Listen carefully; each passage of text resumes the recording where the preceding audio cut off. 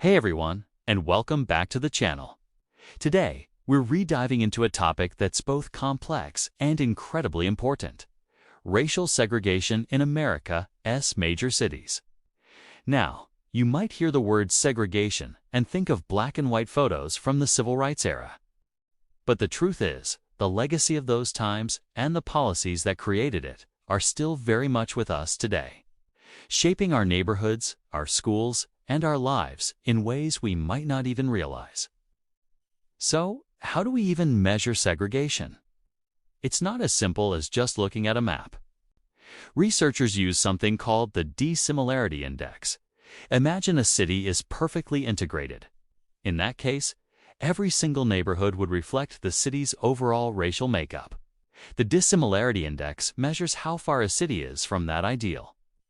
It tells us the percentage of a specific group, say black residents, who would need to move to a different neighborhood to achieve perfect integration.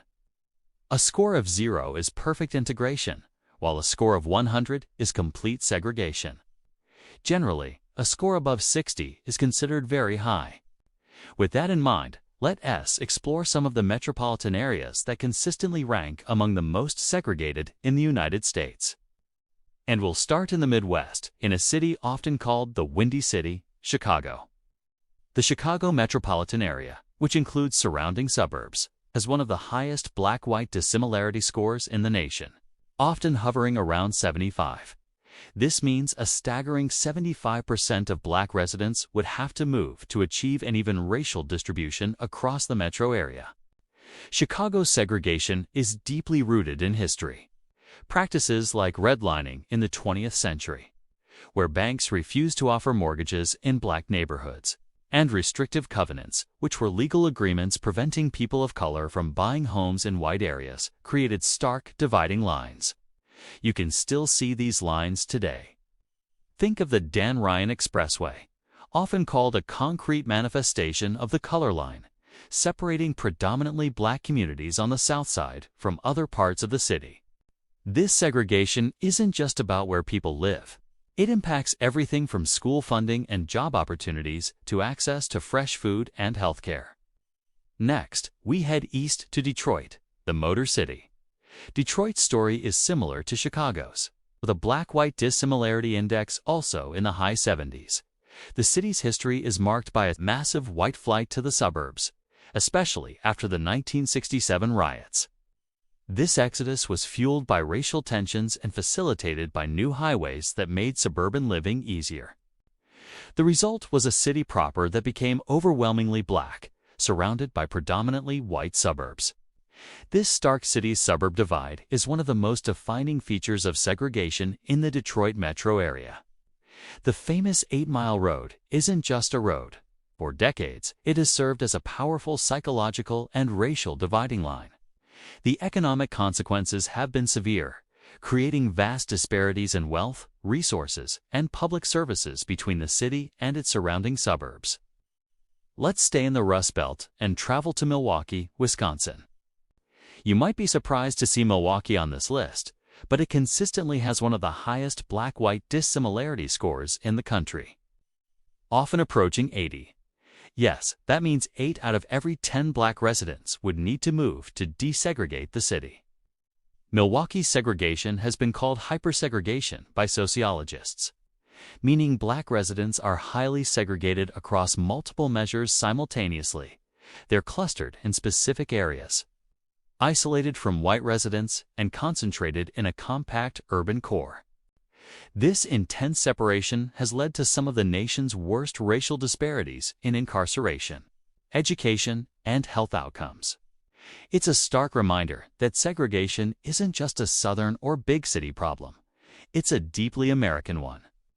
Now, let's head down to the south, to Birmingham, Alabama. Birmingham was a central battleground during the Civil Rights Movement, and its struggles with segregation are a core part of its identity. While the city has made incredible strides, the metropolitan area still shows significant signs of segregation. Here, the pattern is a familiar one: a majority black city center surrounded by whiter, more affluent suburbs. historical zoning laws, and the legacy of Jim Crow created neighborhoods that are still identifiable by race today.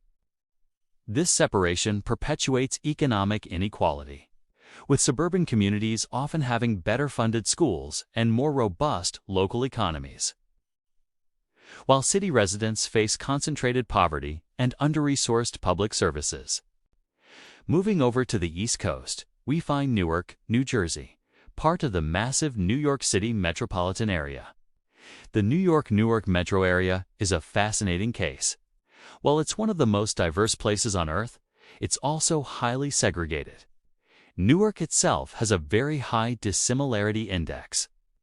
Like Detroit, Newark experienced significant white flight in the mid-20th century, leaving behind a city with a high concentration of minority residents and poverty. The segregation here is complex, involving not just black and white residents, but also a large and diverse Hispanic population. Different groups often live in distinct ethnic enclaves, creating a mosaic of cultures that are vibrant but also separated. This separation impacts political power, resource allocation, and the ability of different groups to build social and economic bridges. Another city in the region, Philadelphia, the city of brotherly love, also grapples with a deep history of racial division. With a black-white dissimilarity score often above 70, Philadelphia's neighborhoods are starkly divided. The city's layout tells a story of industrial boom and bust, with working-class neighborhoods that were once ethnically white becoming bathed centers of the black community through waves of migration. As in other cities, discriminatory housing practices locked these patterns into place. Today, you can cross a single street in Philadelphia and feel like you've entered an entirely different world, with dramatic shifts in the racial makeup, housing quality, and commercial activity of the area. This impacts everything from policing practices to political representation.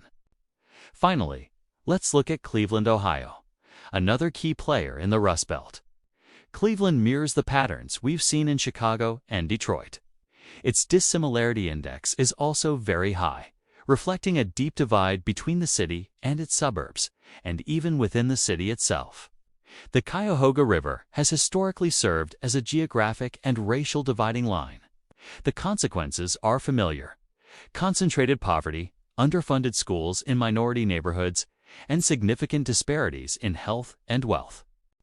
The economic decline of the manufacturing industry hit black communities in Cleveland particularly hard, as they were often the last hired and first fired, and segregation limited their ability to move to areas with new job growth. So, what's the common thread here? It's not just about people choosing to live with others who look like them. That's a vast oversimplification. The patterns we see today are the direct result of decades of discriminatory policies and practices: redlining, restrictive covenants, blockbusting, and the strategic placement of highways. These weren't accidents. They're intentional designs to separate people by race. And the effects are devastating. Segregation concentrates poverty, which leads to a cycle of under-resourced schools, limited job opportunities, poor health outcomes, and higher crime rates. It starves certain communities of investment while channeling resources to others. It also deepens social and political divides. When we don't interact with people from different backgrounds, it's easier to rely on stereotypes and harder to build the empathy and understanding needed for a healthy democracy. But this isn't just a story of doom and gloom. Cities across the country are trying to address this legacy. They're implementing inclusionary zoning policies that require new housing developments to include affordable units. They're investing in transportation to connect isolated neighborhoods to job centers. And community organizations are working tirelessly to build bridges and fight for equitable resources. The first step to solving a problem is understanding it. These numbers, these dissimilarity scores, aren't just statistics. They represent millions of lives shaped by the geography of race. They tell the story of unequal access to the American dream. By understanding where we are and how we got here, we can have a more honest conversation about where we need to go next. It's about creating cities where your zip code doesn't determine your destiny. Thanks for watching and taking the time to explore this difficult but crucial topic with me. What are your thoughts on this? Do you see these patterns in your own city? Let me know in the comments below. And if you found this video informative, please give it a like. And subscribe for more deep dives into the issues that shape our world. See you next time.